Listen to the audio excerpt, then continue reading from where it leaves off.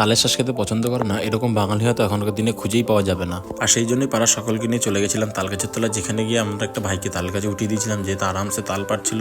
আর আমরা সবাই নিচে দাঁড়িয়ে শুধু অপেক্ষা করছিলাম যে কখন তাল পাড়াটা কমপ্লিট হবে। বলতে না বলতে সে এক কাঁদি তাল পেরে নিল, আর তালটা পুরো দেখে নাও কি অবস্থা। আর আমি তো সেই তাল নিয়েই একদম পুষ্পা স্টাইলে হেঁটে নিয়ে চলে যাচ্ছিলাম। তারপরে ফেসবুক বা হোয়াটসঅ্যাপে স্ট্যাটাস দেওয়ার জন্য আমি একটুখানি ভিডিও বা ফটো তুলছিলাম, আর সবাই মিলে আমার সাথে এরকম পরিমাণে ইয়ার্কি মারছিল। আলটিমেটলি সবাই খুব আনন্দ ছিল এই কারণেই, কারণ অনেকদিন পরে একটু তালের শ্বাস কাটা হবে।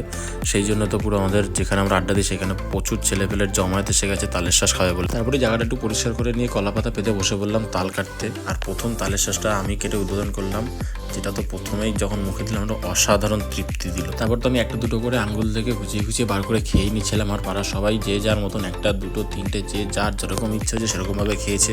তারপর কাঁধে তাল নিয়ে পুকুরের উদ্দেশ্যে আমরা বেরিয়ে গেলাম। আর পুকুরে গিয়ে তো আমরা প্রচণ্ড পরিমাণে ঝাপাঝাপিও করেছিলাম। আজকে মিনি ব্লগ এটুখানি দেখাচ্ছে, পরের একটা মিনি ব্লগে